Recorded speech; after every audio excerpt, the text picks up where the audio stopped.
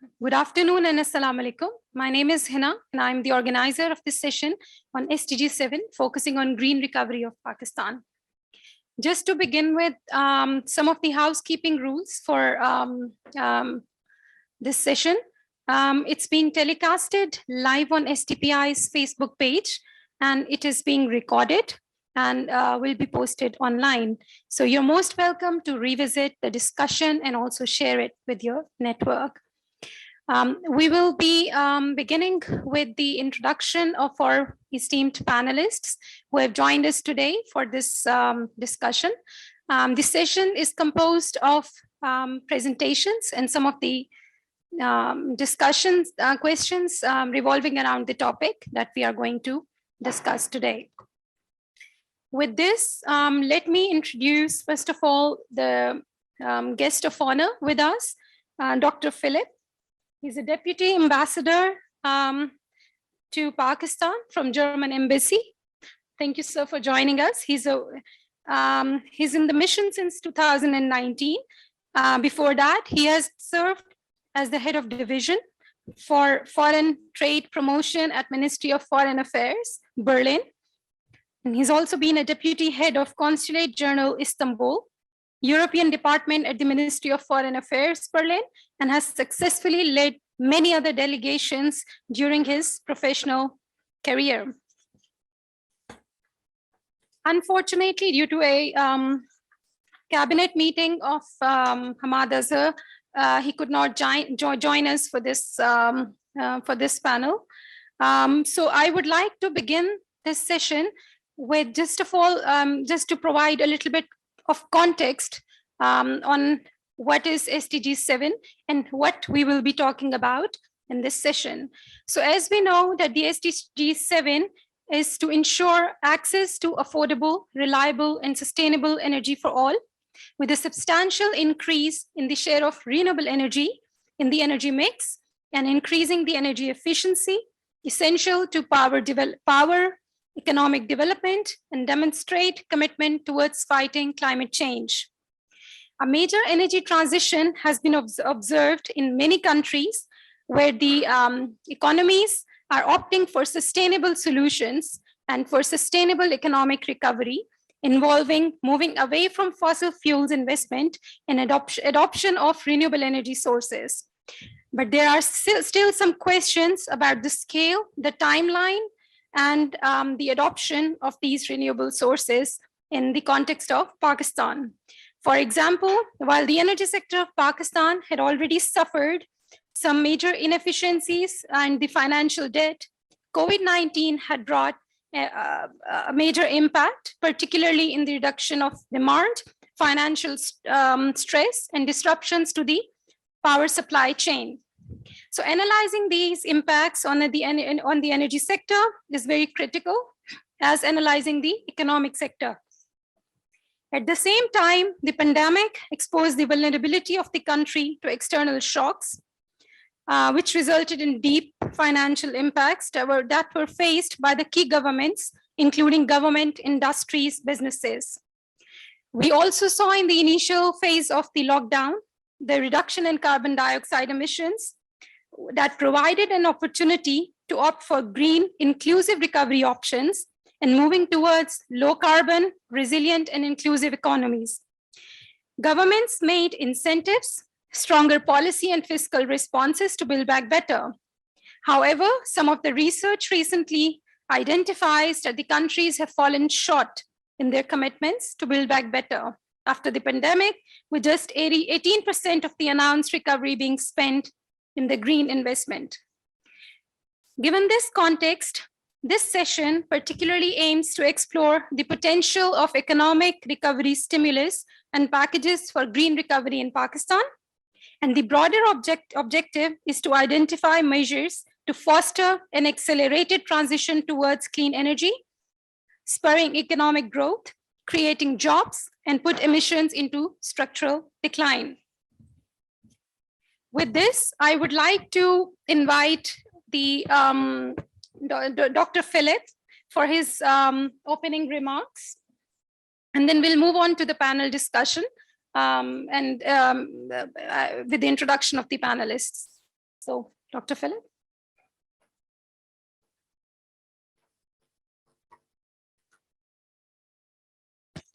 Good afternoon to everybody. Esteemed Dr. Hina, honorable guests, honorable panelists, and ladies and gentlemen. It's a great pleasure and an honor altogether to address you here at this occasion of this panel of SDG, Sustainable Development Goal number 7, titled Focus on Green Recovery in Pakistan.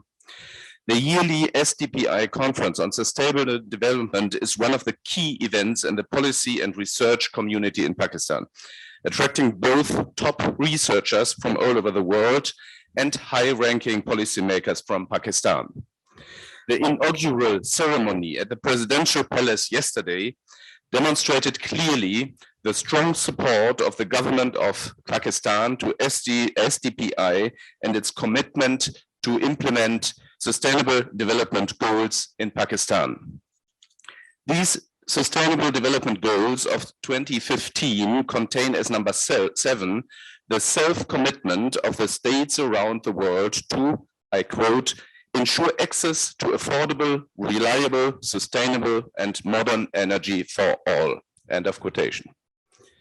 According to the United Nations, access to affordable, reliable, modern, and sustainable energy is crucial to achieving many of the Sustainable Development Goals, from poverty eradication via advancement in health, education, water supply, and industrialization to mitigating climate change. Energy access, however, varies widely across countries, and the current rate of progress falls short of what will be required to achieve the goal.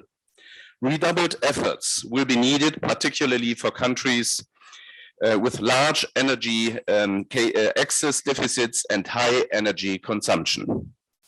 In its recently submitted National Determined Contributions, NDCs, Pakistan describes its own situation as follows, quotation, large energy supply and demand gap, high basket price of electricity due to the dependence on important sources of energy, a sizable population living below the poverty line, and prevailing water and food insecurity concerns accentuate the need to follow a high economic pathway, growth pathway.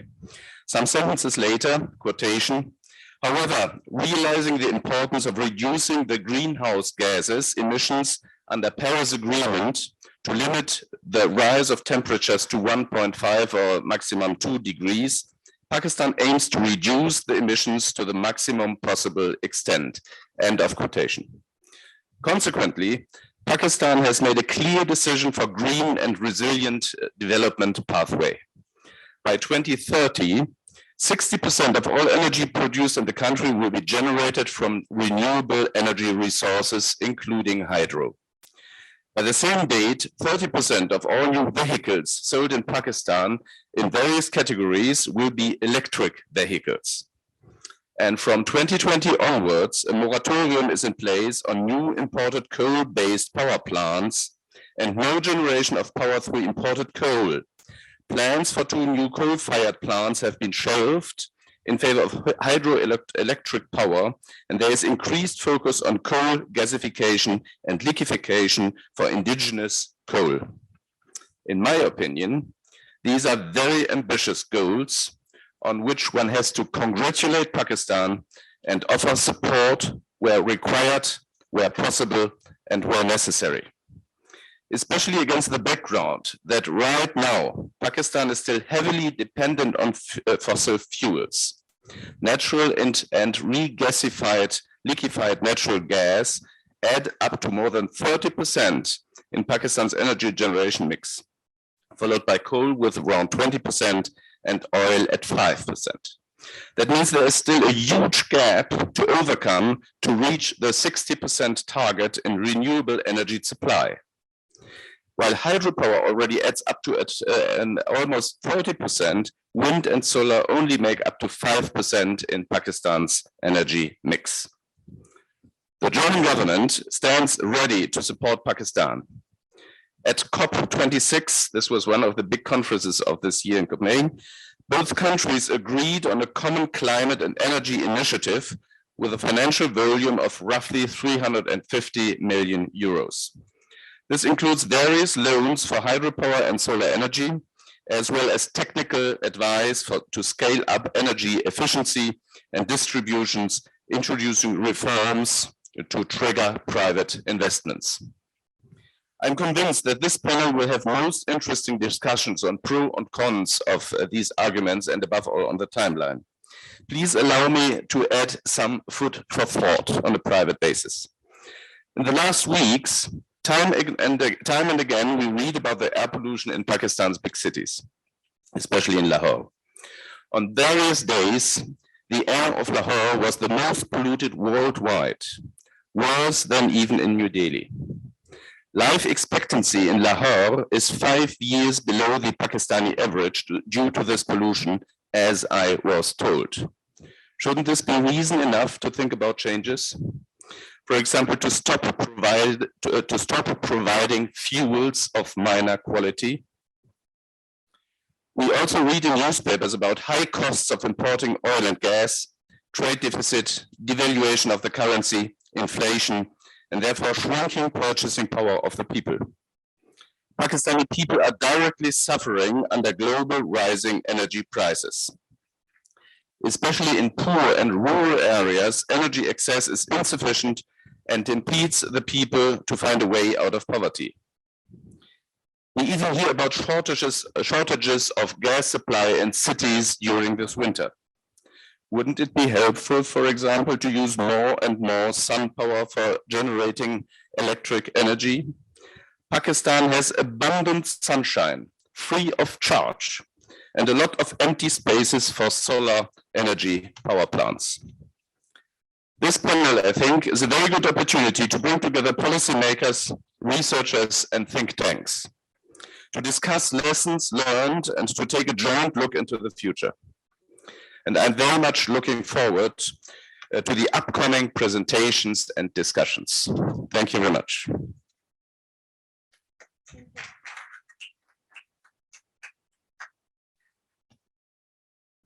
Thank you so much, Dr. Philipp, to set this scene for this panel discussion.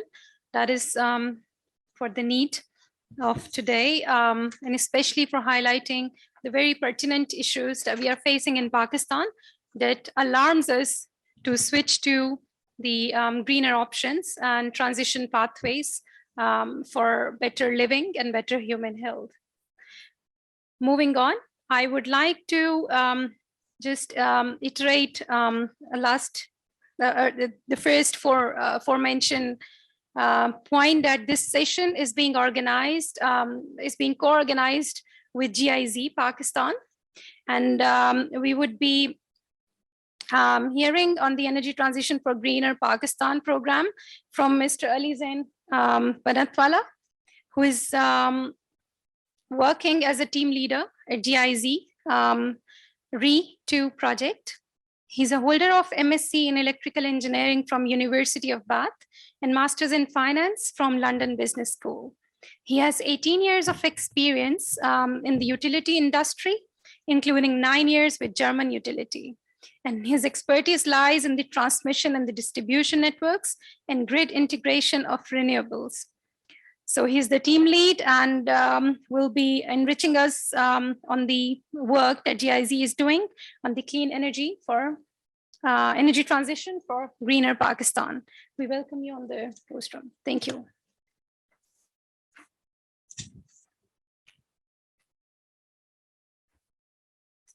Thank you very much, Hina, and good afternoon to the audience. Good afternoon to the other panelists. As soon as my presentation is up and running, I'll begin. So I don't have the control, so just go to the next page, please. So it's a short presentation, just a little bit about the challenges, some of the things that are happening in Pakistan, and then a potential roadmap, as well as a couple of slides on the Pakistani-German Renewable Energy Forum. So as Dr. Philipp already mentioned, that expensive imported fossil fuels is a real problem for Pakistan. I think everyone knows about that. and more on that later. What a lot of people don't realize is that the summer cooling load is actually what drives investment in peak capacity. So we hit a national record peak this year, August 10th, at about 10 p.m. and we generated 24,564 megawatts. That was this summer, August 10th. And just today, this morning, we were at 9,000 megawatts. So that just goes to show the difference between the base load and the peak load. Now, in most economies, you have industrial load, commercial load, and residential load roughly split in equal proportions. But here you see that, with 9,000 megawatts, it was today's early morning generation, and with 25,000 in the summer, clearly there's a massive amount of cooling, and that's obviously a huge problem for us. Because to meet that demand, we have to run some really expensive generation. Wind and hydro, of course, wind, solar, and hydro are the mainstays of the future power mix. But of course, wind and hydro especially are located very far away. This is a problem not just for Pakistan, but in general, the world is grappling with this problem: how to bring these clean energy sources to market, to the load centers. Solar net metering, I'll have a slide on this, is growing. But the prosumers, people who use the network to draw electricity at night and then feed electricity back into the network in the day, they actually don't, they're being netted off. So for example, if you utilize 20 units in the evening, in the nighttime, and then you generate 20 units excess on your roof, and you put that in the network, you're netted off at zero, but you've actually used the network twice for 40 units, 20 to feed in, 20 to extract. But because of the way we charge for our infrastructure, we charge it on a per unit basis. A prosumer like that will have paid nothing. And that cost will have to be picked up by a normal consumer who is only drawing from the network. This again is a problem that the whole world is having to deal with. It's known as the utility death spiral, which essentially means that the utility is unable to cover its fixed expenses and then is relying on a smaller and smaller base of consumers to get that cost recovery. Transmission and distribution networks have been sorely neglected in the past 10 years, where if you read some of the numbers, something like the CPEC, the Pakistan Economic Corridor, is something like $27 billion worth of energy projects. Out of that, only $2 billion is spent on one transmission line. The rest is all generation. Just to give you an idea, the regulated asset base of the transmission companies is about $1.5 billion, and if you take all the distribution companies together, with the exception of K Electric, apart from them, if you take the other 10 together, that's probably also another 1.5 billion. So for example, Fiscal is 300 million. So with just the asset base of the transmission and distribution companies together is just $3 billion.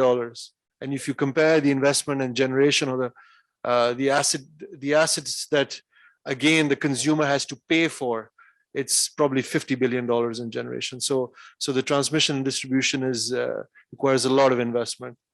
And of course, green financing. There is a state bank scheme for green financing, but it seems to be very, very underutilized, especially for smaller consumers, because they lend to the commercial banks at 2%. The commercial banks lend ahead to consumers at 6%. That's the business model, but the commercial banks want, the credit risk is on them. So they want bank guarantees and all sorts of, collateral. And most people say, forget about it. It's just too much of a pain. So just a quick slide on the generation mix today and where it will be. So as Dr. Philipp said, we're at 50% or more of, we're at 25% of renewable energy if you count hydro today, but we expect to go to about 55% by 2030. So that those are the two pie charts on the left. And if you see I don't know if it's visible or not, the chart on the right comes from the integrated generation capacity expansion plan. It's a 10-year plan, which Basically, the tallest bars are 22, 23, and 24. So we expect about almost about 13 or 14,000 megawatts of new generation capacity to come online in the next 3 years. You see that a lot of the next 2 years are black. So those are imported coal. Of course, these were commissioned or at least approved a long time ago. In the middle one, you see a couple of gray, that those are local coal. Jamshoro Unit 1, that's 600. Unit 2 was shelved because of environmental issues. And then you see a lot of blue hydro. In 2025, Yasa 1000, which is supposed to be 1,000 megawatts Kachik hydro, but since the Afghan government has declared force majeure, that probably won't happen. But you see a lot of yellow and you see a lot of green. At least it seems green here. Those are the solar committed solar projects over the next 3 years, and then after that, those are all candidate solar and candidate wind, which essentially means that when the transmission planning and the generation planning was being done last year, it was or earlier this year, sorry, it was already realized that the solar and wind are the cheapest forms of energy generation. As I said, bringing those energy resources to the load centers is a real challenge. So the government intends to hold capacity auctions for wind and solar in the next few years, maybe 1,000 megawatts each year starting 2023.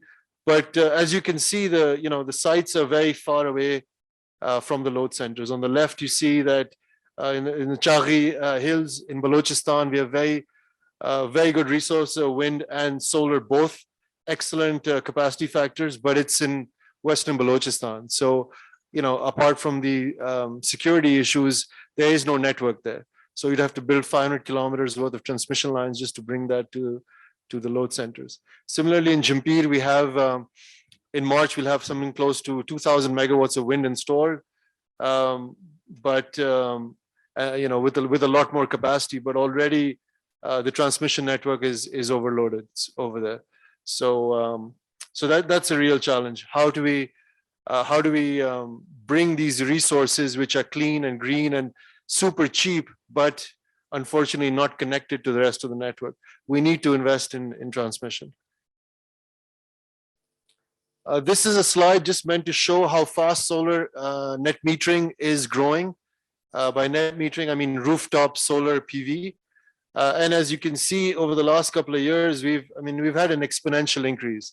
And in just this year alone, well, before this year, we had a total of 120 megawatts across all the distribution networks. And in this year alone, this is till the first 9 months, we had an addition of 148 megawatts. So we had more additions this year than we had in all years previous. And this trend is going to continue. Go ahead, please. But this is an example of why solar net metering is a double-edged sword. I already mentioned the fact that that they don't, prosumers under the current model do not pay for the network usage. NEPRA, the energy regulator, asked GIZ, our EEE project, to conduct a techno-economic assessment of single-phase net metering. For those who don't know, net metering in Pakistan is currently restricted to 3-phase connections, and those are less than 10% of all connections. So in the interest of democratization of energy, it's important to allow single-phase consumers to also be able to feed into the network if they have excess energy. However, you see from these charts, maybe the chart on the left shows you that because they're single-phase, you may have more installations on some one phase and less on the other. And we commissioned a study by Lahore University of Management Sciences, taking the ISCO network as an example, and just to study what happens when you have a single phase net metering. So the chart on the left shows the voltage imbalance, and the chart on the right shows what would happen if you have 25 or even up to 50% net metering. You can see that in March, on a typical day in March, anything beyond 20%, you would actually have negative power demand. So ISCO would actually be injecting power into the transmission network. So a roadmap, net metering policy needs to have some mechanism for cost recovery from prosumers. This is very important. Up until now, the IGSAP, the generation expansion plan, was only focused on generation cost. However, since our hydros are in the very north and some of our coal plants are in the middle of the desert, it was important to have the transmission and distribution costs also included. So it doesn't help you if your cost of generation is 8 rupees. If your transmission, it costs you $2 billion to build a transmission line, then maybe that cost, that project isn't justified. Storage is something that is being talked about all over the world, and it's important to look into that. We have conducted a study for the Alternate Energy Development Board, which will be released soon on our website as well. And that'll be there for you to see. Legacy investments, how to deal with that. Hopefully the friends in Germany can support on that. And of course, I think Sardar Muazzam will talk about the megawatts or energy efficiency and how that can improve the cooling load. Just at the end, just a quick word on the Pakistani-German Renewable Energy Forum. We are providing technical assistance. We are providing capacity building from German experts, German companies, and most importantly, to the distribution companies, to the public sector. But most importantly, we are trying to bring German businesses and Pakistani businesses, the private sector together, the academia together, and other institutions together to take this journey together. So we conduct working groups as well. If you're interested in these, please get in touch with us, and we'll have you. We'd love to have your participation. Thank you very much.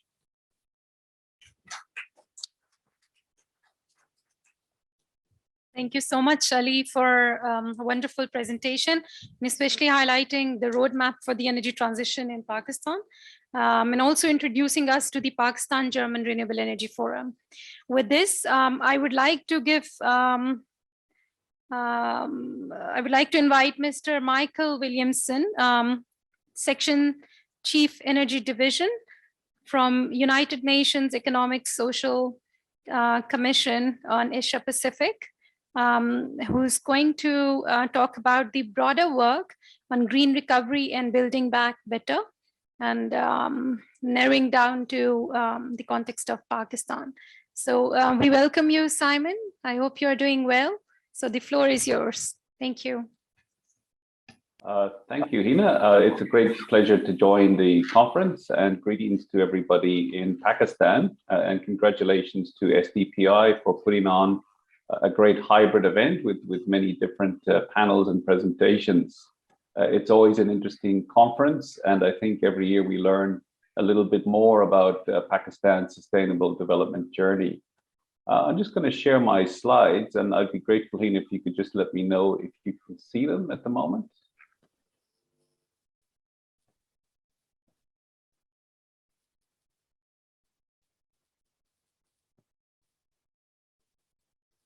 Let me just check if you can see the slides okay.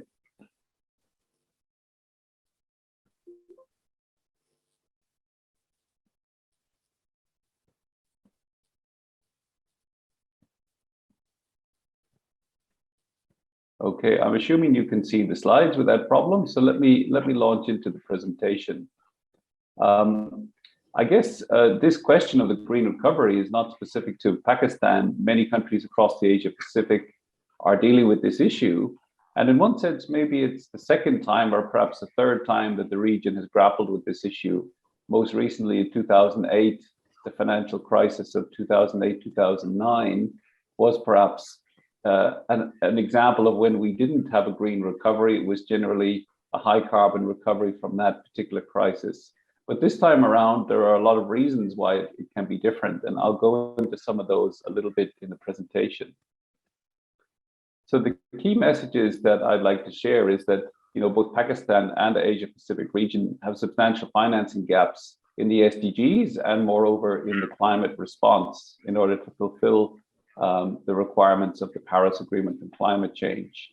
But the green recovery from COVID-19, as I think all of the speakers in this panel will be saying, it's needed to meet both the economic recovery and the climate and sustainability goals. And if we look at the benefits, we see there are significant co-benefits that we can leverage from the green economy. So focusing in on SDG7, I'm drawing here on an ESCAP publication called The Survey, that's short for the Economic and Social Survey of Asia and the Pacific. So in 2009, this document prepared some cost estimates of what we need to meet SDG7. In other words, what is the annual investment required? You can see it's quite a lot. We need in renewables over 240 billion, 180 billion in energy efficiency, in access to electricity, 10 billion and 2 billion in clean cooking solutions. So these are quite large investment needs.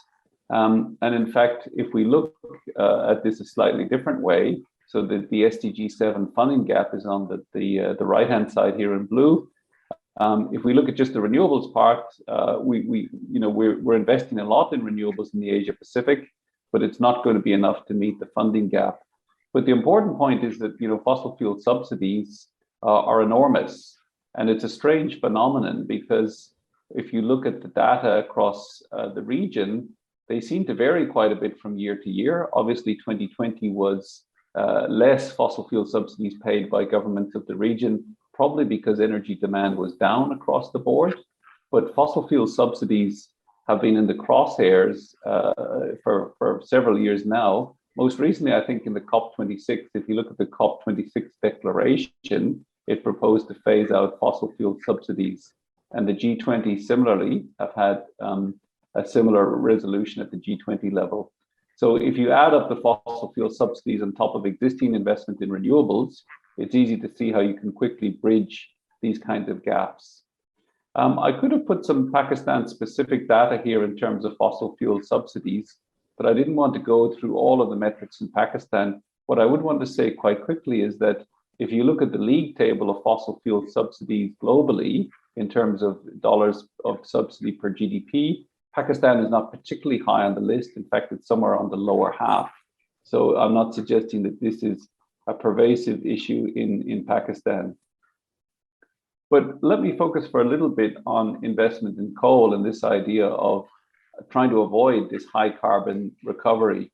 Because if you look at investing in coal, as many countries in the Asia Pacific are doing in response to the need to meet increased demand for electricity, we have a particular problem. And that problem is locked in generations. In other words, if we look at the existing coal-fired power fleet, the operating, which is this dark color here, even if we were to stop building coal today, we still have emissions right out to 2060. And this is because coal-fired power plants tend to live for a very long time in the energy system. They can be around for 40 years or sometimes more. So phasing out phasing out emissions by mid-century implies a very rapid drawdown, not just of the pipeline, but also of the existing fleet. And if we look at this other graph here on the right-hand side, the horizontal yellow bar here is where we need to be in terms of the Paris Agreement benchmarks to limit global warming. So you can see that even the current coal-fired generation fleet in Asia Pacific exceeds the emissions where we need to be. So this cap comes down in 2030 and lower down in 2040. So it's implying that by 2040, we need to have phased out coal completely from the region's energy systems. And I think this highlights one of the risks of investing in high carbon infrastructure. This is a publication that we put together earlier this year in partnership with Climate Analytics. And I've provided the QR code if you want to have a read of it. But it really highlights the point that Asia Pacific is the global region that's driving not just the current use of coal, but particularly the future use of coal. So in other words, the planned coal-fired power stations, 94% of them are in the Asia Pacific region. I'm happy to say that number is probably different now. This analysis is a couple of months old. We've had a lot of very encouraging announcements from governments of the region who have mothballed some of these coal-fired proposals, including Pakistan. So in terms of this time around, I mentioned that this is not the first time we've gone through this exercise, but I think COVID-19 is a much more profound shock than any of us have had in living memory. And accordingly, the economic recovery needs to be much more concerted and a lot more effort to get the economies back to where they need to be. But looking at the data to date, and this is some data collected by my colleagues in the Macroeconomic Policy and Financing Division of ESCAP, looking at the kind of limited data that's emerging so far in terms of the policies that countries have put in place, it could have been greener. So if we look at the policies here by country, this is just a number of policy measures which are related to green. This, for example, conservation of wildlife protection, nature-based solutions, or subsidies for green products as a couple of examples. You know, we have a couple of countries which have a series of these policies, but in fact, that is countermanded by the number of policy measures that hinder green recovery. So on balance, if you had to make a judgment, you would say it's looking more like a brown recovery than a green recovery at the moment. So this kind of decision-making calculus has to be addressed quite urgently. So I'd like to just introduce this idea of building forward better. We've heard the term building back better. We've used that in the Sendai Declaration on disaster risk reduction, but building forward better implies a slightly different approach. And this is where the green recovery really comes in. And ESCAP has done a little bit of modeling, which I hope to show you some of the highlights in a minute, about some of the advantages of a green policy package. And this framework, if you will, has got these three elements. It's about, in the middle, of course, we have building forward better, but it's about providing better digital access to citizens, to improve the education, access to information, but also importantly, paperless trade. It includes also green development and also social services, the social protection, providing social safety nets and meeting the needs of informal workers. So these are the kind of the three pillars upon which the building forward better concept is built. So in terms of the green development part of it, it looks at spending increases in key areas to support ecosystem restoration and investing in clean energy. It proposes a carbon tax, of course, which provides price signals away from high carbon investment and also really targets fossil fuel subsidies, which we talked about in the first couple of slides. So there are several channels of impact. I think there are three channels really. One is on clean energy and climate resilient infrastructure, which is really this investment in clean energy. The second is carbon price. And the third is biodiversity. So looking at things like ecosystem restoration, establishing more standing carbon, and so forth. So these are the three streams through which the green development package is delivered. And in terms of the analysis, what our colleagues in our macroeconomic policy and finance division have done is model some of these changes on things such as GDP level. So we can see that, in fact, the black line here is ambitious spending and the blue line is business as usual spending. So an ambitious scenario would see a significant boost in GDP growth. It would also see a corresponding reduction in increase in debt to GDP ratio. But if we look at things such as carbon emissions, it can bend the curve on carbon emissions and reduce air quality, reduce air pollution, as we heard the ambassador speak about in his opening remarks. So there are a lot of benefits in this green economy beyond simply the economic recovery. So in terms of decarbonizing the economy, just focusing a little bit on this carbon tax issue. And of course, it's not necessarily a carbon tax. It could be other types of carbon pricing schemes. It's an opportunity to raise revenue. And according to the modeling, you can see the revenue as a percentage of GDP across the different countries modeled, and accordingly, what sort of reduction in carbon emissions you would achieve. And about 2 years ago, the Secretary General of the United Nations made a statement in which he said it's time to tax pollution, not profits. And really, if you look at the opportunities in taxing carbon, it's not just about providing the price signals and reducing emissions, it's also about resource mobilization and creating some of the fiscal space needed to recover from shocks such as COVID. So that's where I'll leave it. Thank you very much for your attention. Thank you so much. for such an insightful presentation, especially for highlighting building for better, bringing both economic and environmental benefits, decarbonization of the economies, and phasing down coal. With this, I would like to quickly move on to our next speaker before we move on to the panel discussion. So we have Mr. Simon Muller with us. He's a director at Agora, think tank Germany. He's heading the Agora's Germany work on overarching issues of energy and climate policy, as well as in the areas of electricity, heat, and energy infrastructure. In around 10 years as an energy transition expert, Simon has advised governments in over 20 countries on 6 continents and coordinated and written a large number of studies on converting the electricity and energy systems to renewables. Let's hear from Simon on what he has for energy transition in Pakistan. Over to you, Simon. Yes, thank you very much. Good afternoon, good morning, good evening from wherever you might be watching this event. Thank you very much for the introduction and the invitation. For those of you who are not familiar with Agora Energiewende's work, we are a Berlin-based think tank with quite a considerable amount of international work as well. And our mission is to provide fact-based analysis and practical policy recommendations in order to achieve climate neutrality in a sustainable way. And what I will be sharing with you in the following minutes are some considerations on how to adapt planning processes that will be ultimately the conclusion of the presentation. But in order to appropriately set the scene, I will share some of the recent developments in Germany around how to achieve climate neutrality.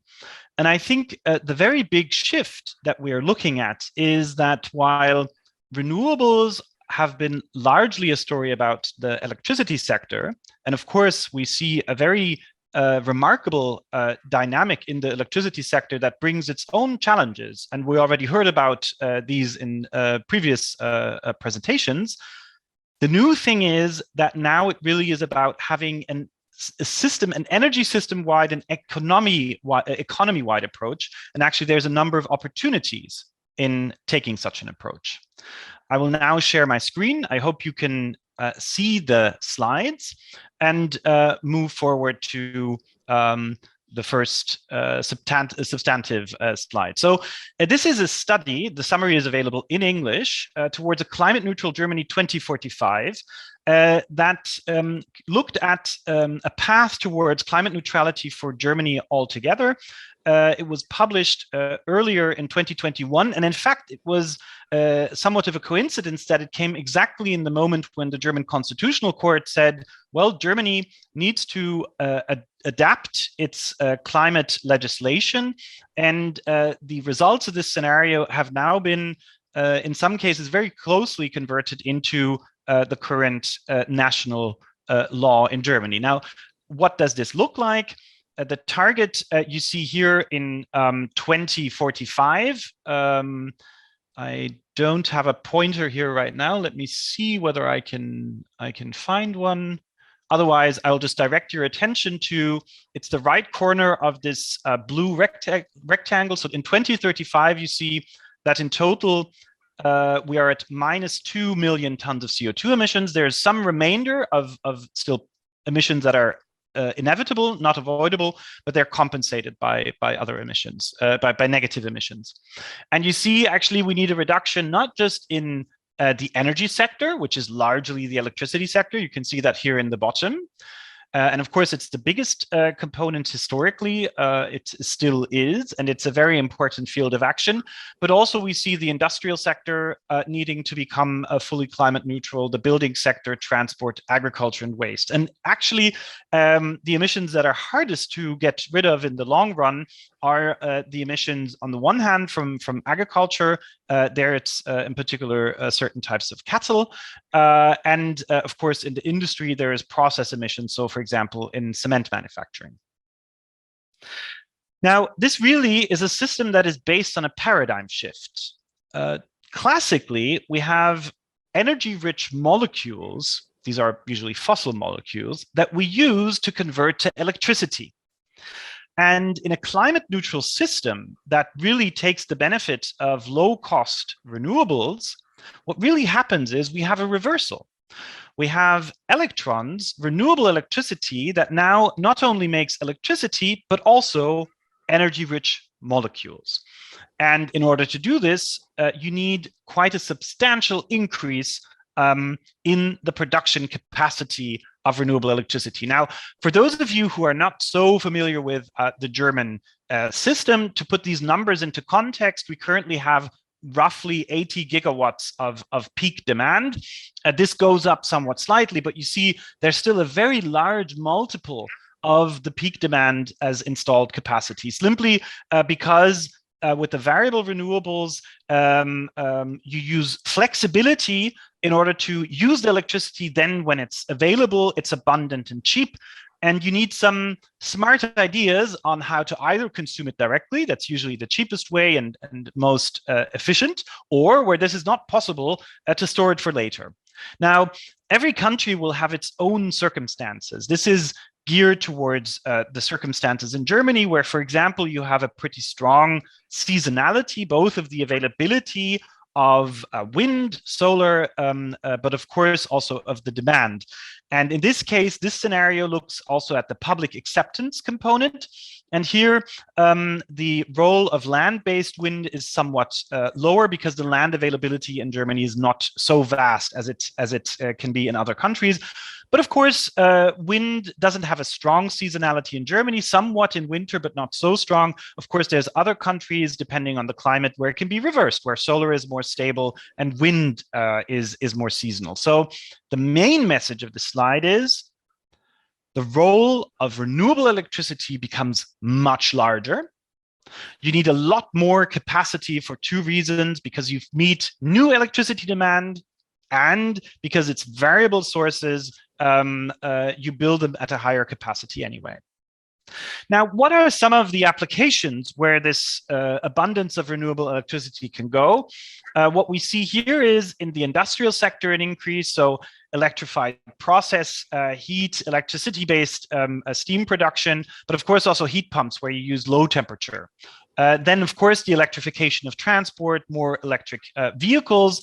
And then here in buildings, of course, it's Germany where you have winter heating demand. Conversely, you would here have efficient air conditioning in countries where the cooling requirement is higher.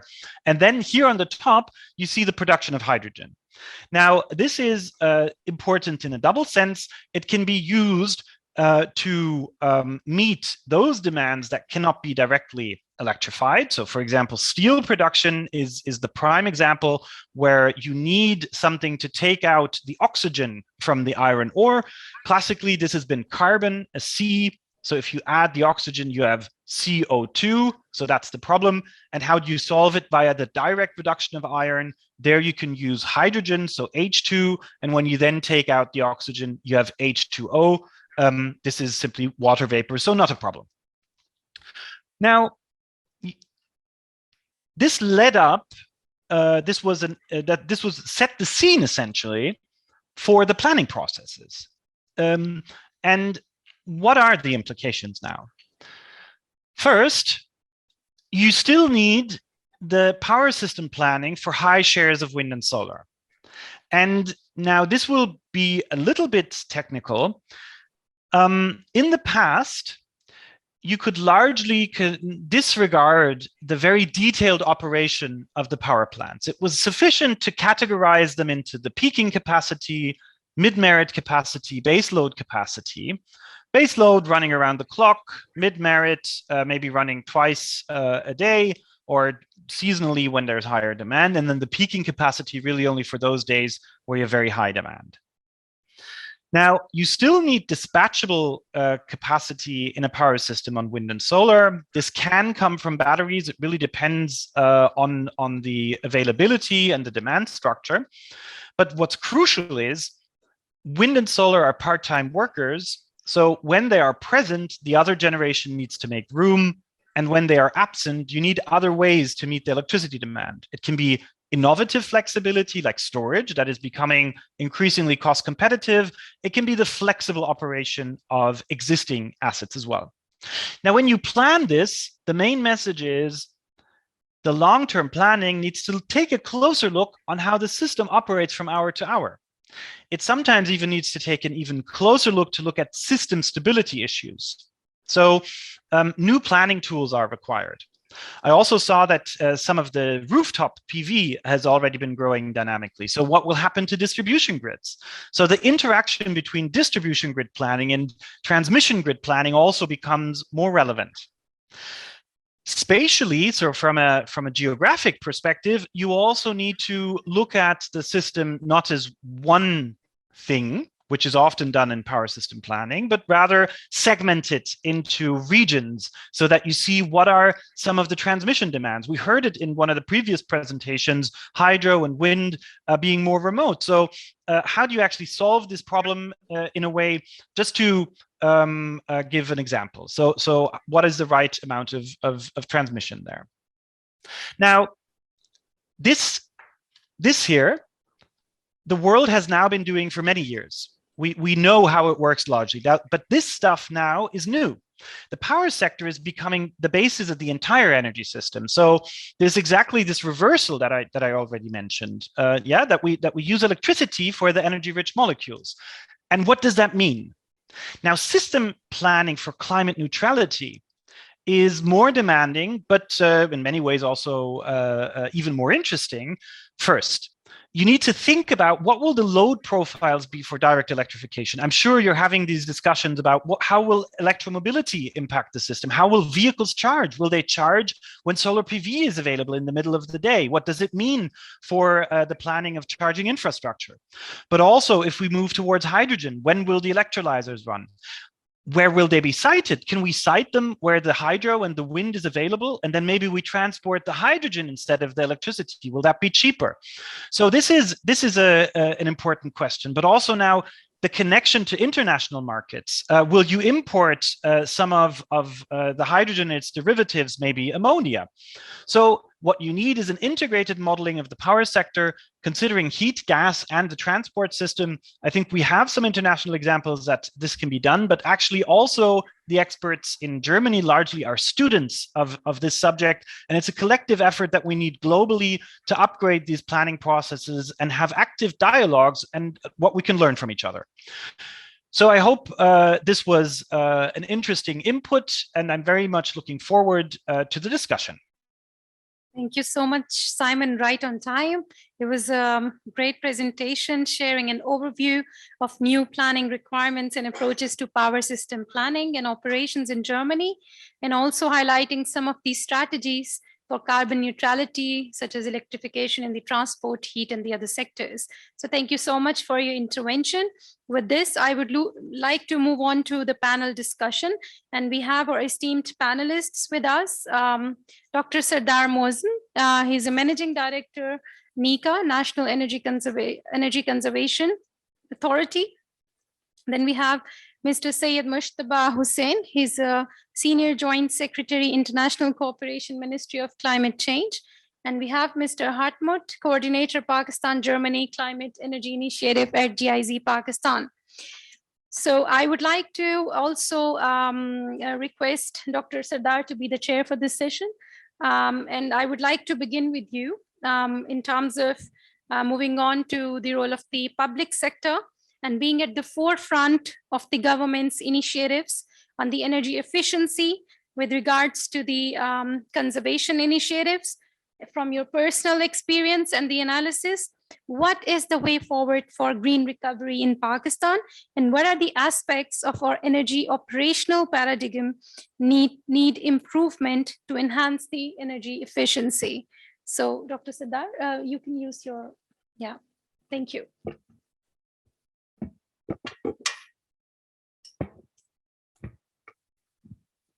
Thank you. Thank you very much, Dr. Hina.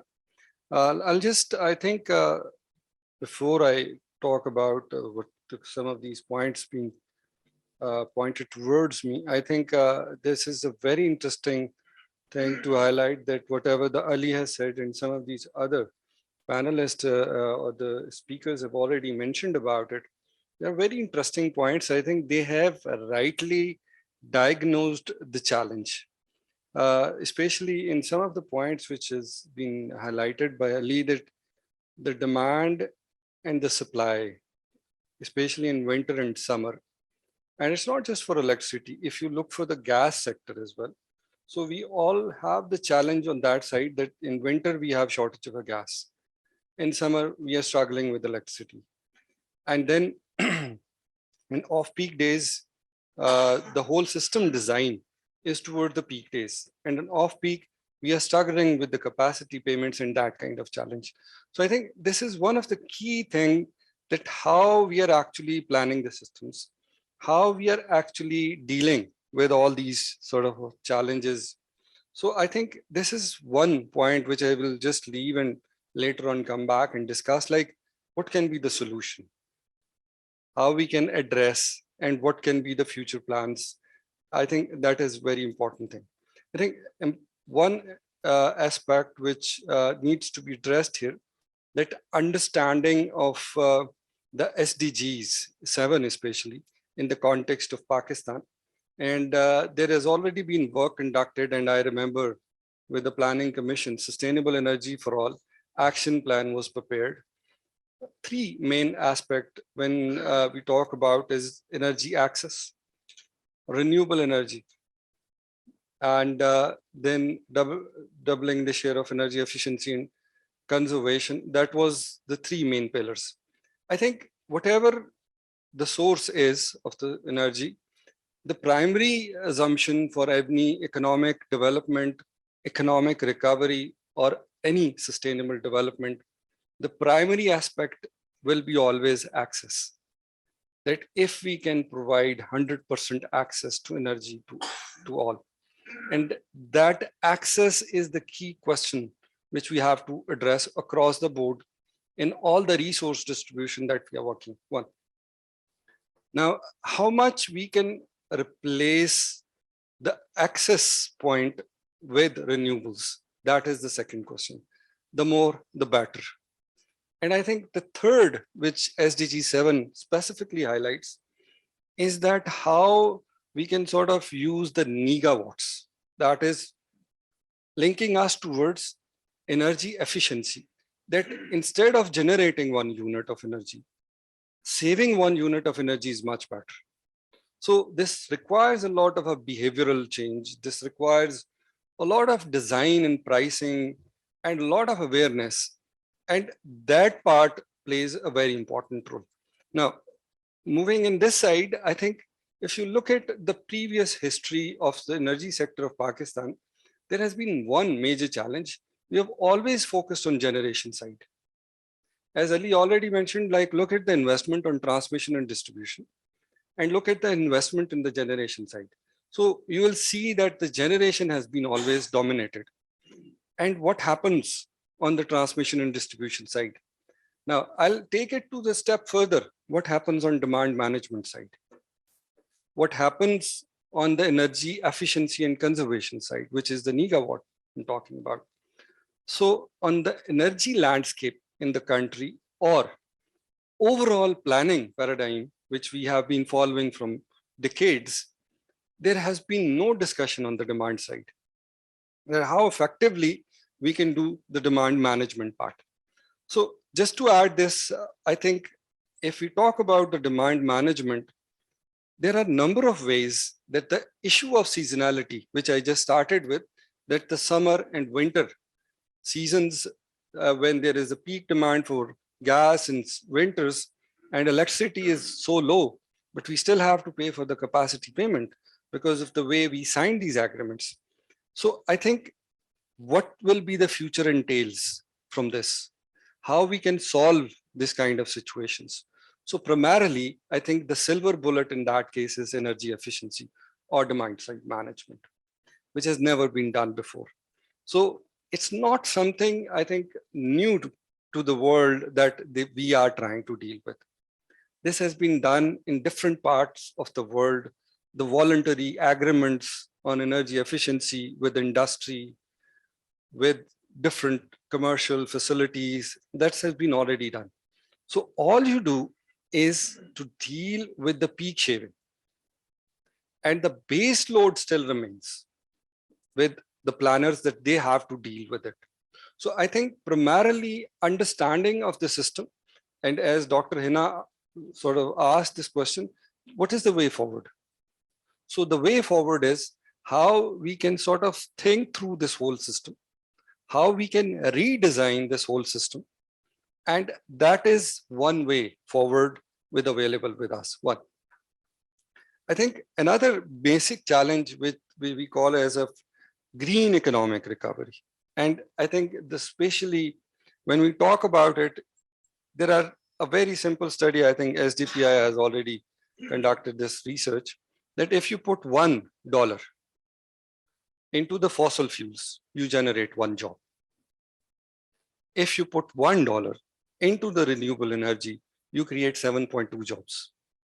And if you put $1 into the energy efficiency, you create 7.5 jobs. So if the goal is the economic recovery, more employments, more opportunities. So I think this gives us this sense that how much is needed. Imagine if we construct a 1 power plant, maybe it's a big ticket item, more visible, and you get a big claim on this in newspapers. But how much job at the end of the day it will create? And if on a very simple thing, if we start anything on the net metering part or energy audits or any of these things from energy efficiency or renewable standpoint of view, this will be sort of a fiscal incentive across the board. And this will create a lot more jobs than we even can anticipate. And I think the new world, the way we look into the different regulations coming in the West and other parts, energy efficiency or the renewables is more of an, especially if I talk about efficiency part, is more of coming as or deal in financial aspect as an asset, which helps us a lot. So I think this is the overall context where I feel overall from the government's experience that this is where we stand. And I think this is the understanding that has been already, were struggling or we were looking inside the government, like what is the way forward? Now, second, institutionally, we have already worked on these things. This organization, which I am currently heading, National Energy Efficiency and Conservation Authority, I think with the support of government, there are a number of things that started. And especially now the policy draft is ready for consultation. And the future that we look into is all about that moving in this direction, that how we can couple renewable energy and energy efficiency for the green transition. And I must say that in this part, currently GIZ is also supporting NICA as well, in terms of the buildings energy efficiency and energy management systems. And there is a lot of these further areas where we think that a lot more can be done. So overall, there has been setting of targets. And I think these target setting and achieving them over this period of time will be something that we will be looking forward. And I think a greater understanding from the society that how you will change your behavior in terms of overall energy consumption, that will also play an important role into it. Thank you very much. Thank you so much, Dr. Sardar, for highlighting really important points, especially in terms of interlinking the SDGs and how one SDG, achieving SDG7 could contribute to achieving poverty reduction, to increase job, to have more job creation and have more employment creation. And also the focus on how we could have a behavioral change in the energy conservation and coupling it with renewable energy could lead us to the energy transition. So thank you so much for providing us the useful insights for the way forward for Pakistan. Moving on, I would like to ask Mr. Mujtaba on in terms of what is the development trajectory of the Ministry of Climate Change to achieve the SDG7, and what progress has been made so far, being an important stakeholder, and also in a broader setting, and in line with the PM's vision on clean energy Pakistan. how do you see Pakistan building capacity towards achieving SDG7 based on the previous learnings and experiences? So, first of all, I would like to thank SDPI for this discussion on a very important topic regarding achievement of SDG7. And as we all have seen, very interesting presentations from the perspective of going the greener path in terms of the energy switch towards renewables. So I would like to take the discussion in another direction, that is investing in nature, what we call the nature-based solutions. And from our discussion so far in terms of our policy direction towards it, or coming up with the strategy, the pathway leading towards mitigating or adapting to climate change, what the government has recognized is that unless and until you invest in nature, the global ambition, the goal that has been prescribed in the Paris Agreement, it would practically not be possible to reach that dimension. So in that perspective, I would like to highlight here, and thank you to Dr. Philipp, in terms of highlighting some of the salient features of our nationally determined contributions. But one thing I would like to stress here is that Pakistan was probably one of the very few countries in the COP26 negotiations where it has presented a very strong NDC. By strong NDC, I mean that the debate which was going towards achieving the global ambition was looking at 2050, 2060, or 2070, where probably not many of us would be alive by that time. And if we have to look towards, meeting the challenge in terms of, benefiting our recent generation, so the focus should have been right now. It is this decade where the focus, the climate change debate should have gone. But what we have presented at COP was the timeline of 2030. And in that perspective, what we have highlighted in the NDCs is to reduce the GHG emissions by 50%. 35% of that would be contingent upon provision of climate finance, technology transfer, and capacity building, which all along the climate change debate, in terms of the point of view of developing countries, has remained the principle of common but differentiated responsibilities and respective capabilities. So that is in fact the principle that not only Pakistan but the rest of the developing world has stood along in terms of their point of view in the climate debate. So 15% of those reductions are in fact from our voluntary resources. And mind you, that under the current circumstances where our economic situation is not that good, and that has been further compounded by the COVID thing. So that is something which the government has made a very bold step when it presented its NDC. And the second thing is going the renewable pathway, which has been highlighted here, that the government has again targeted 2030 and 60% of our energy mix would be tilted towards renewables. And apart from that, what Ministry of Climate Change, Government of Pakistan has taken another initiative in terms of steering the e-vehicle policy, where 30% of the vehicles would be electric vehicles. Again, the timeline is 2030. Apart from that, I would like to highlight that during the COVID pandemic era, the Prime Minister of Pakistan, in fact, announced green economic stimulus. So this was, in fact, a direction that the Prime Minister took towards introducing green jobs. By green jobs, I mean all those jobs which were lost during the COVID era, and in fact, the project, the 10 billion tree tsunami program, which has categorically focused not only on the afforestation part, but forest regeneration also. And by bringing in the youth, looking at our youth bulge, and also the other vulnerable sector, that is women folk, become a part of this green stimulus package. And so far what the government has done is it has already introduced 85,000 jobs from the 10 billion tsunami project.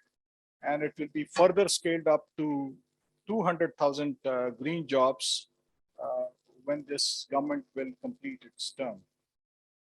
Apart from that, what the government is trying to launch is a kind of a nature performance bond.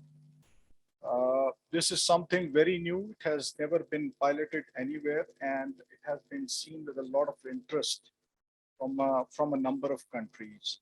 So it will be a market-based transaction based on relaxation in terms of the principal amount and the coupon amount.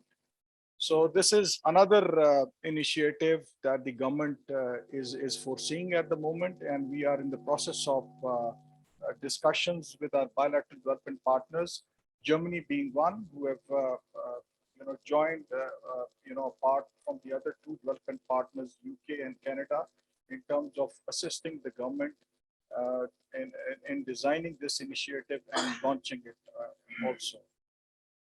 So with these words, I would say that, as already highlighted, that unless and until we invest in nature and looking at the greener pathway, apart from the energy transition area, we would not be actually, meeting the challenge of climate change in terms of adapting and mitigating of the issue. Thank you.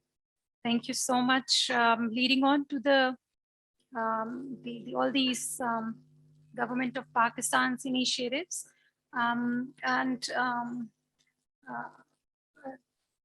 with bilateral partners, as you mentioned, Germany, I would like to quickly move on in the interest of time to Hartmut on his insights about this Pakistan-German Climate Energy Initiative that has just been launched at the COP.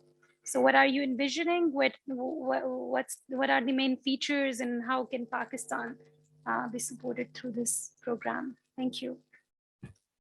Hina, thank you very much for inviting me to this panel, and thank you very much for providing me the word. Thank you very much for really organizing this great panel here. So for coming back to the Pakistan-German Climate and Energy Initiative, this is one of 6 energy initiatives which have been initiated by the German Ministry for the Economic Cooperation around the world. The German the ministry is cooperating with more than 120 countries on the world. Pakistan was one of 6 to whom it was offered. It is the first for which it was inaugurated. So we are walking on new grounds, and we are walking together on new grounds. And I think in this energy sector, we have a huge opportunity. And that's what we see from our side as well.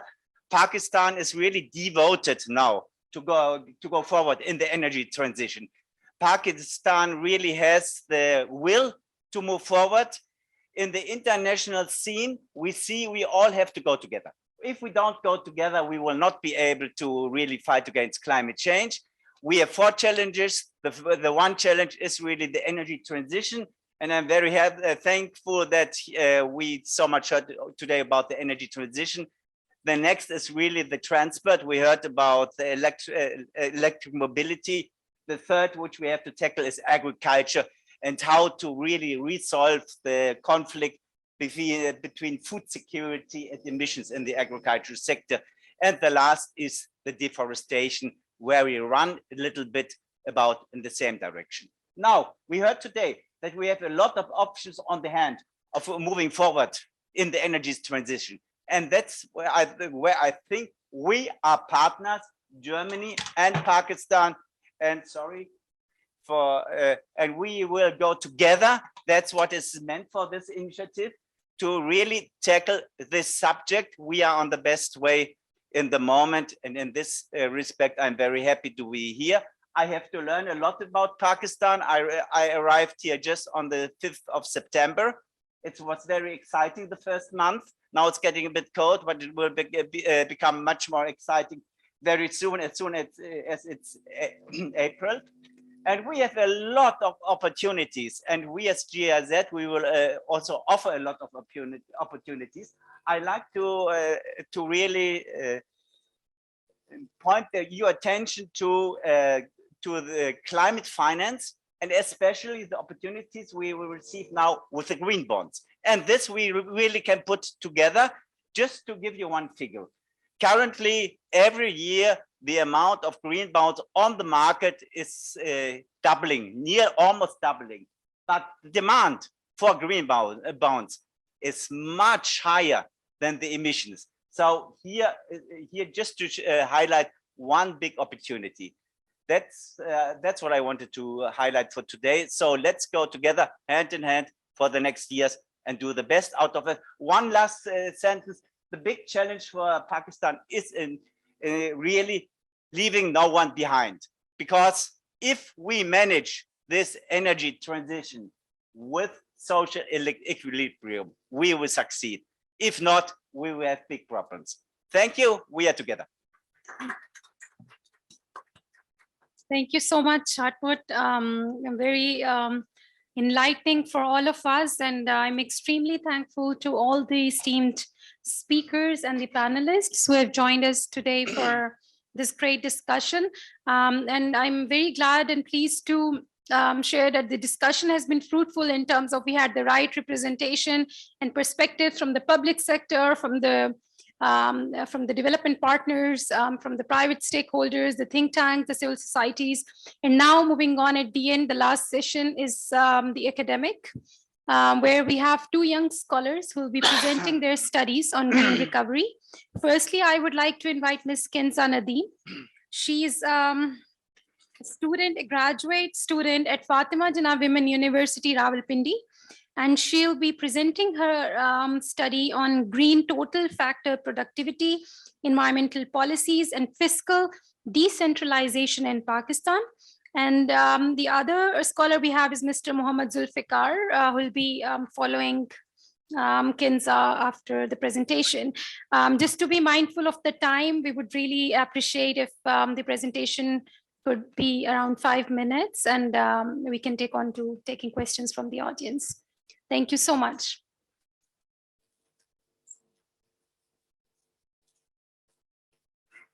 Assalamu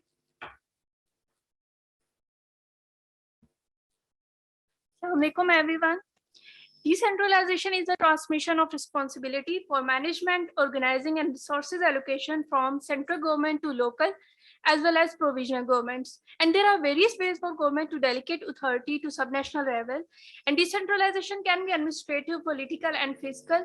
Administrative decentralization is a transmission of responsibility for planning and management of certain public functions from central to local governments. Okay. Political decentralization relates to the transfer of function or authority from central government to local government that are governed by the local political representations. And fiscal decentralization is the transmission of responsibility for revenue and expenditures to provisional and local government.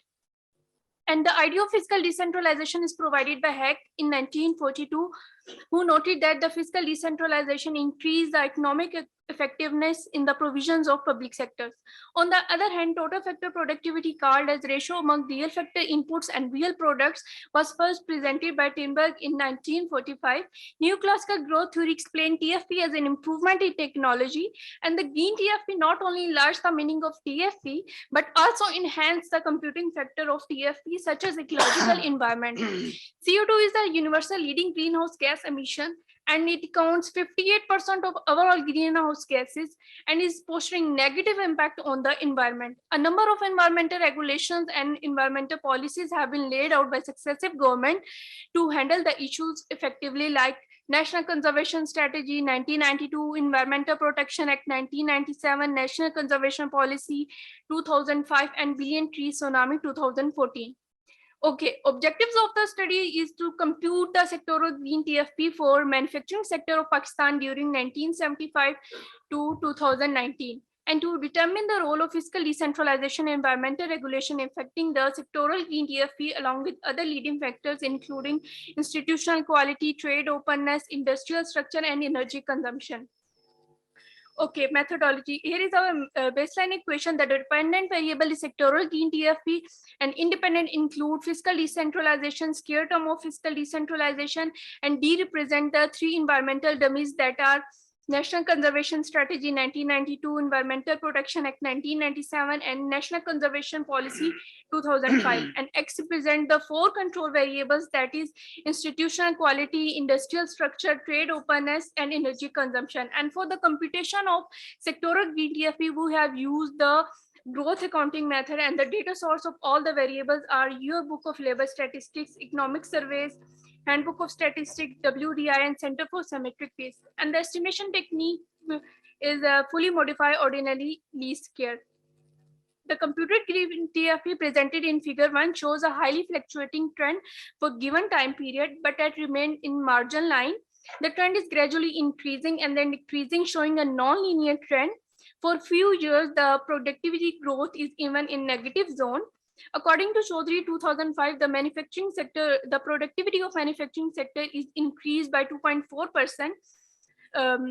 from 1985 to 2005, where capital was the major contributor. Okay, these are the regression result. Table 1 presented augmented equivalent test result in which all the variables are stationary at first difference. This allows us to proceed with FMOLS applications. These are the FMOLS estimates. Our main independent variable is fiscal decentralization, which appears to be positively significant, and the square term is appears to be negatively significant, which means that the excessive level of decentralization is discourage the green productivity, and institutional quality also appears to be positively significant, and our two dummies D2 and D3 are also positively significant, which means that the green TFP may encourage the green productivity. And diagnostic test we have also applied, which validate the presence of long-run relationship among the variables. Okay, we have also found the nonlinearity in physical decentralization and sectoral green TFP relationship. Figure 2 present the optimal value of fiscal decentralization with the average value, in which we see that in 1985, 1995, and 2010, the average value is below the optimal value, and the optimal value is around 56%. Okay, next is the policy suggestion. It is suggested to adopt the moderate level of fiscal decentralization along with the rigorous and consistent implementation of environmental protection policies in Pakistan, and the control of institutional quality and diversion of resources toward environmental preservation at sub-national level can promises a sustainable future for Pakistan. Thank you.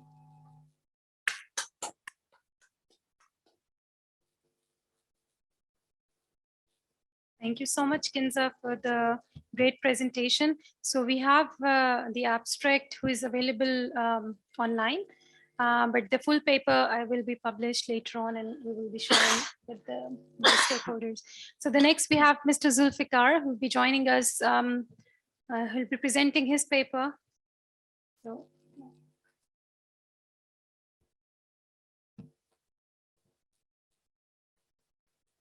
Bismillahirrahmanirrahim. I'm really thankful to the SDPI team and GIZ for organizing this panel.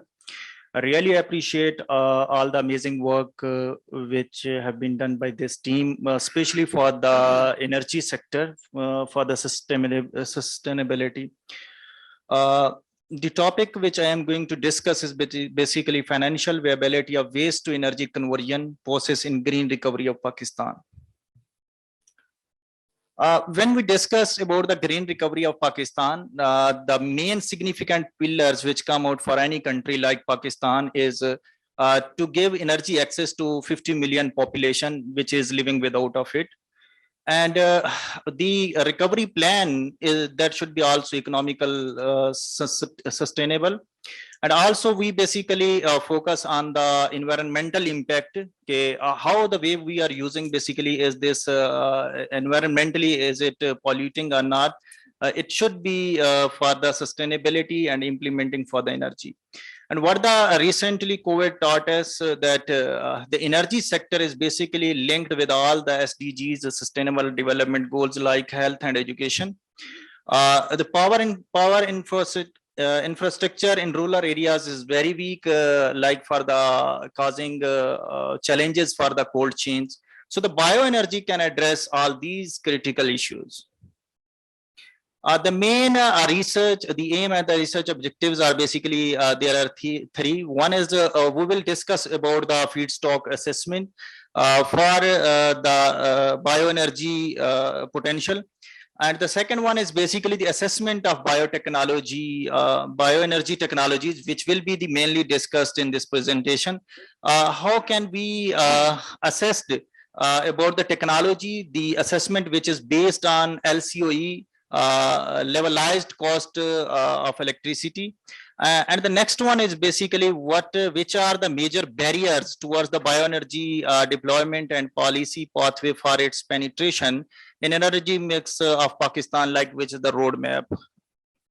Here you can see that if we discuss about the LCOE levelized cost of electricity, like when we are going towards any technology, it is basically having a capital cost, some other variable cost, fixed cost, including all those costs for this technology plant.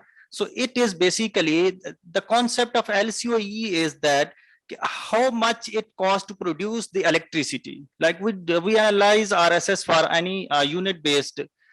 So this all the calculations which we have done with the help of NREL tool, National Renewable Energy Tools, we have been we come towards this concept that because we are living here Pakistan, due to absence of the technology in Pakistan, the cost parameters will be in range. But there are with the help of research and development, there are many types of the bioenergy technologies, but in Pakistan we targeted on these which you can see here, they have been highlighted. Here you can see that LCO is basically highly dependent on the full load hours or the capacity factor. It is basically by using the different technologies, then they having a different full load hours, then it will decide the LCOE cost. Basically, it is having a technology which will be a better, which is more efficient. It's mean if we run that for the more, if we use that for the more utilization, for the more full load hours, so its LCOE will be small. So production cost will be small.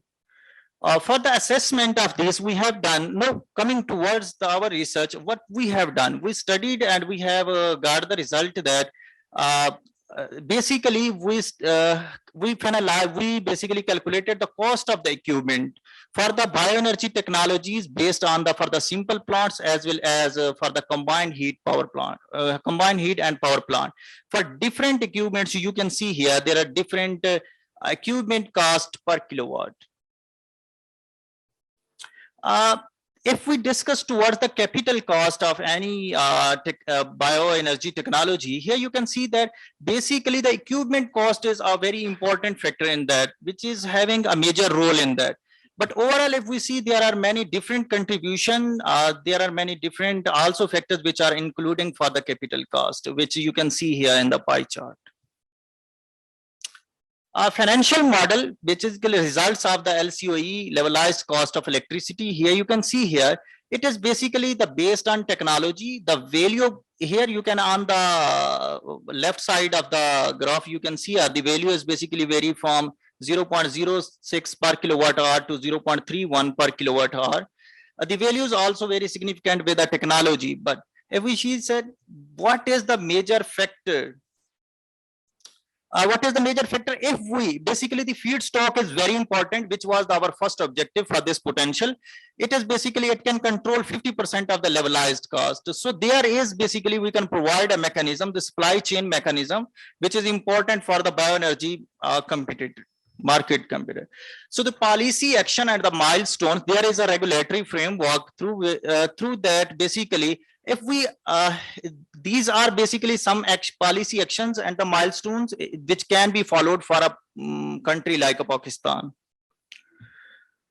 This is basically a sustainability framework having a specific goals and the targeted years. Due to lack of the time, I'm really sorry I cannot explain and read those because the time is too short. And thank you so much. Thank you so much, Zulfiqar, for a great presentation and work that you're doing. And I think we would be enlightened with the whole detailed paper and we'll be able to access it later on. So thank you so much with this. In the interest of time, I don't think we would be able to take any question at this moment, but I would request Dr. Waqar Ahmed, he's a Joint Executive Director of SDPI, to give us a wrap up and a closing remark. And then I would request all the panelists to please stay with us for a group photo. And also we would like to present you some souvenirs and from SDPI to be able to join us. And we are very delighted to host you today. So over to you, Dr. Waqar, if you're with us. Thank you, Dr. Hina. And apologies that I couldn't be in the hall in person.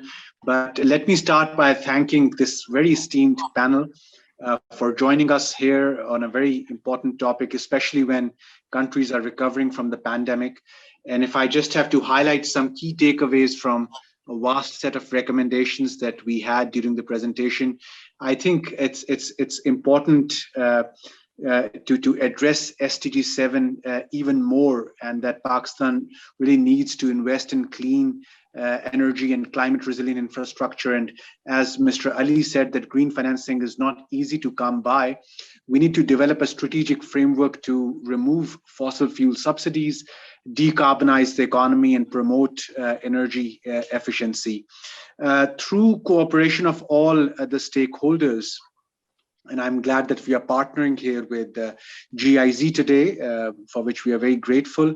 It is really essential to mobilize the planning systems towards the goal of climate neutrality. And Pakistan needs to understand how it is going to build upon its opportunities of green financing, such as financial agreements recently seen between Germany and Pakistan at COP26, loans for solar PV, hydropower, and technical advice to scale up energy efficiency. From the discussions around energy transition, we learned today that Pakistan needs to put a major focus on energy efficiency and conservation measures, review its net metering policy, and consider a mechanism for cost recovery for consumers for network usage, including transmission and distribution costs and its economic assessment mechanism, and consider the levelized cost of storage for grid connected and home energy storage systems. In power system planning, the need was highlighted to better reflect operational constraints in long-term system planning and have higher granularity for grid modeling. Further, for system planning for climate neutrality, there's a need for integrated modeling of power sector with heat, gas, and transport system. So all in all, I think this has been a very comprehensive discussion, and really hope that we can provide and connect the inputs from today's very esteemed panel and the chat that we have seen online over Zoom and our Facebook pages. We really hope to communicate it in the most succinct manner to the government. Thank you, Dr. Hina. It's back to you. Thank you so much, Dr. Waqar. And despite not feeling well for today, we really wish you a quick recovery. And thank you so much for the wrap up and the concluding remarks. With this, I would like to call this session off and request our esteemed panelists for group photo. But before that, could I request Dr. Sardar Mosen to please come forward and present the shield to Dr. Philipp, who has joined us as a guest of honor for this session. So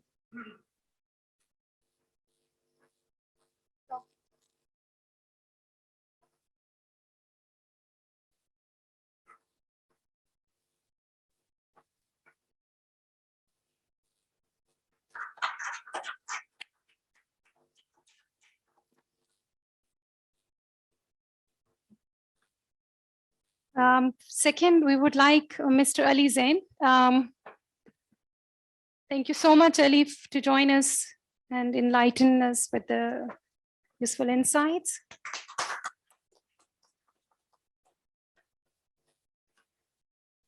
Mr. Mujtaba had to leave. Hartmut, would you, thank you so much for joining us today.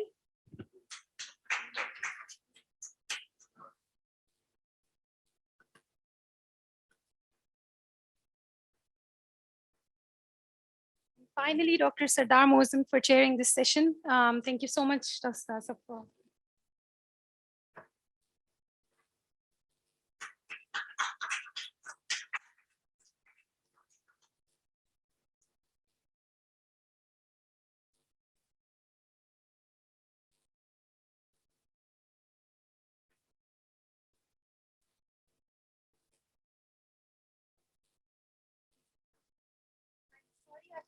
To invite,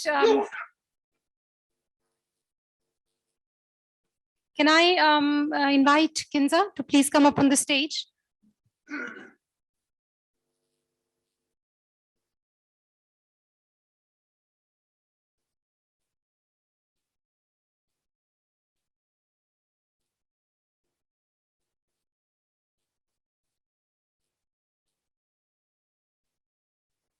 Thank you. Zulfiqar, please come up on the stage. Thank you so much for joining us today.